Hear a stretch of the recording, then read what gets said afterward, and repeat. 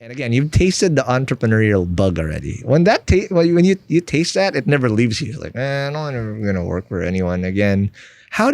Walk me through how you guys started creating AutoDeal and why automotive still? So most of these things are driven by desperation.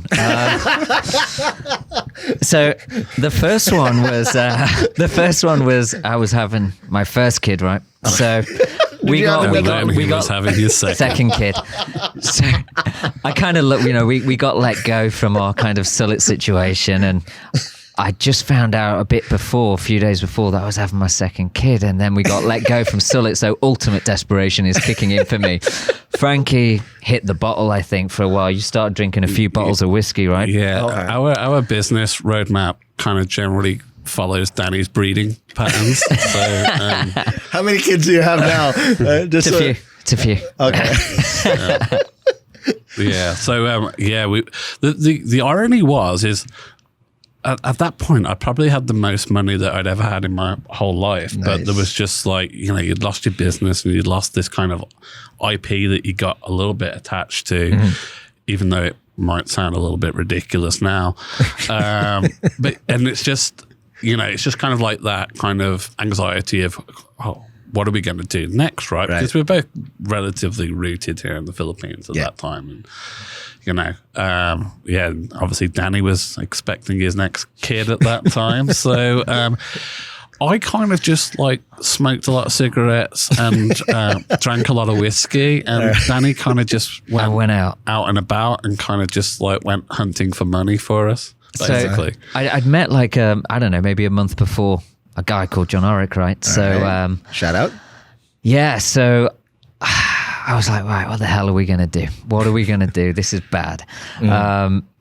So yeah, I sent him a message. I gave him a call. I said, we've basically been let go. Let's have a chat. So he was like, yeah. Just come in the office. Let's talk.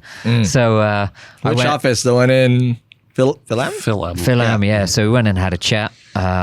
He said, well, you've got to probably do what you guys know, which is cars. You got to do something in cars. That's where all your contacts are. Got it. So yeah, we just went, from there really. We started talking about what we could do.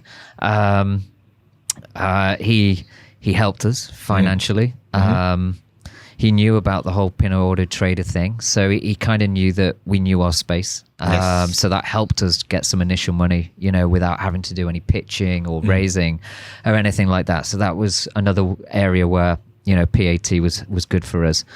So yeah, where did we start? Just with promos, right? Just every car promo in the country. We just stuck on the site. I think back then, like Metro Deal was still a thing, and we were like, Metro Deal. Let's do a deal site. Because when we did Pinoy Auto Trader, it was more focused on used cars. But in the last couple of months, we started like doing a little bit more of new cars and realizing that that's kind of probably where more of the commercial gain was at that time. So we started to go out and we'd started to meet some of the manufacturers and stuff like that. We knew people like James Deakin, who was helping. I remember seeing that guy in the office, like, whoa, he's here. Yeah, James used to come and he liked to pick up a beer out the beer fridge, and then we'd exchange that for him helping us make introductions within the automotive industry. So, we met people from people like Mazda and Chevrolet and all these different kind of the Ayala guys.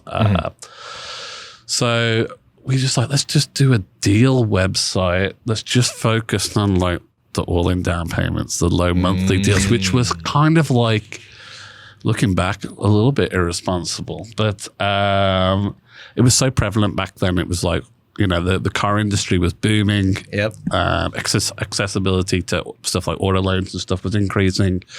So we were just let's start there with the whole idea of, getting a deal with AutoDeal. And I think we were looking at stuff call it Car Deal. We were like, no, let's call it AutoDeal because we want it to encompass motorcycles and other stuff. But then we built MotoDeal and Truck Deal.